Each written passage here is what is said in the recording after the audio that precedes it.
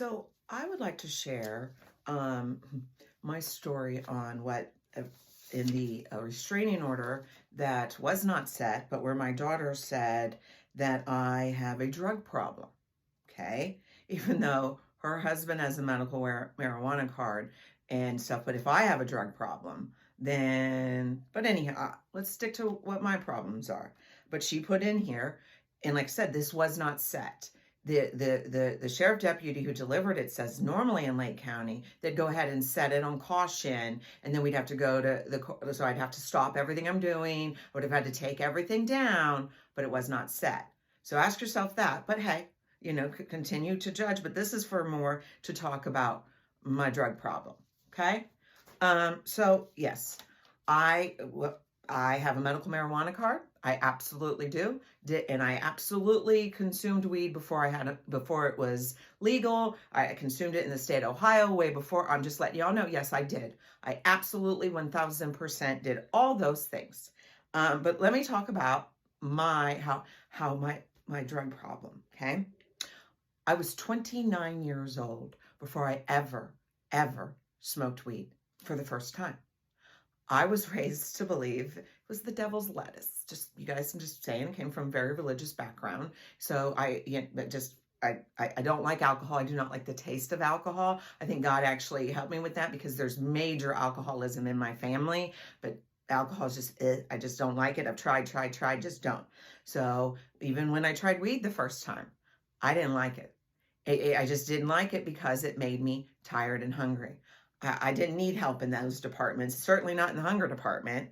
But then I had an incident. I was roller skating, like I thought I was back in the 90s. You put your left foot in. But yeah, I was roller skating in Marion, and big old girl went up and slammed right down on my tailbone.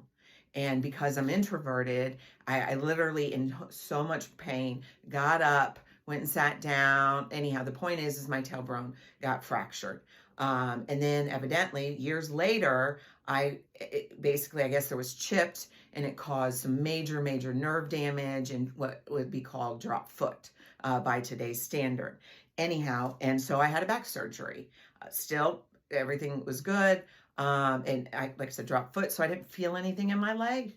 Fast forward probably a year or two later, and I had a constant Charlie horse. But evidently, because I could feel pain, they sent me home with a bunch of pain pills, trying to do all the little things, and before I could actually have back surgery.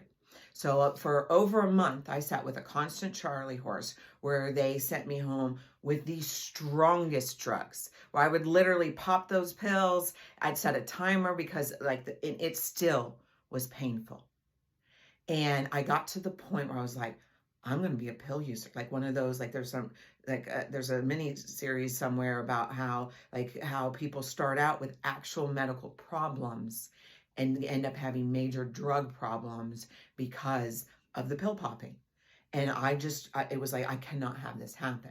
So I called up an in-law family member. I said, hey, can you bring me over some weed? And he did. And I smoked it, ended up having back surgery. And I just continued to consume weed. I would say it was more because at the time I worked for the TMS provider that I still support, and it was Game of Thrones. I'm just gonna say it, and I was scared, and I survived. And then fast forward, we moved to Florida. It becomes medically legal, and I was still working for this provider, and one of their customers reached out to me to be an employee. And I was like, okay, cool. And I knew I had this drug problem. So I got my daughter's pee, and I literally flew with it, thinking that I was going to do a drug test there when I was doing my interviews, and it didn't happen, which is great. I mean, I prefer to just be honest and stuff. I'd never in my life ever had to even think of faking a piss test or anything like that. I get back home to Ohio after my interviews, and they called me up, absolutely offered me the job I wanted. And then they said that I needed to do a hair follicle test. Okay, I've never heard that in my profession, but guess what, y'all? I can't fake that one. Now, I had a decision in that moment. I could have just said, you know what, I've given it some thought. I'm going to go ahead and stay here, protect myself, not have opened myself to any scrutiny. But for some reason, I told them, I said, I'm sorry. You know, I told the gentleman that I've worked with for over a decade now, and I said, I'm sorry. I would not be able to pass a hair follicle test. That I'm sorry I wasted your guys' time, because they'd flown me there, like had 18 interviews all the way with the big dog there. And I had to, like I sobbed to my kids. I felt like a failure. I felt that my drug use had cost my family a time to change our financial stars, as the movie Knight's Tale says. I thought it was a chance to change my stars for my family, and I'd failed. Fast forward, like a day or two later, they called me up and they said, hey, can you start your own company? We still stand by you. We can't do anything because of our board and the laws, and we're trying to change that. Our state's trying to do all that stuff. But can you start your company? And I thought we were just doing it for the meantime, but they're the ones that put in there. One of the high-ups said that I could have other customers. You know, I was sitting there thinking for a couple of years that I was waiting around for them to change their policy, and then I would just be an employee. But fast forward, I've worked with even the top dog consultants come to me to help with that certain TMS. So yes, I guess if having a medical marijuana card says that I respondent has a drug problem, yeah. But I also can say, when this all went down, I literally was like, I wanted to go get a CDL license just so I could be like, I'm a truck driver too.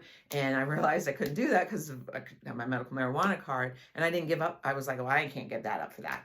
I even something I want to do, just to be part of the, the male dogs, so to speak. I couldn't do that. But now, when all this started going down at the beginning of the month, I noticed that it increased my anxiety and fear. And so I was like, I don't have time. And I have no problem with it. I plan to 1000% use it like people do, responsible people do with alcohol. But I will no longer be dependent on it day to day. And that's one good thing I look at it. But anybody, as Prince says, we're just trying to get through this thing called life. And if you need it, whether it's now going to be these psychedelics to help with mental, I do believe that I don't think that people should have guns. And just like my daughter put that I have, respondent owns, has, or is known to have guns or other weapons, she put in the handgun and the rifle. But I already cover how I actually don't have any access to that. That's by my choice. My choice. I've asked my husband, but that's because of what I would do to me and my fear of that and how I don't like guns. And I've always said, if I can't do it, if me and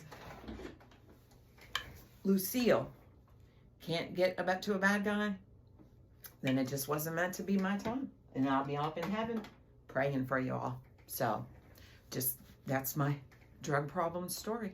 So go ahead, judge away. But there's nothing I have done that I won't say, yes, I've done.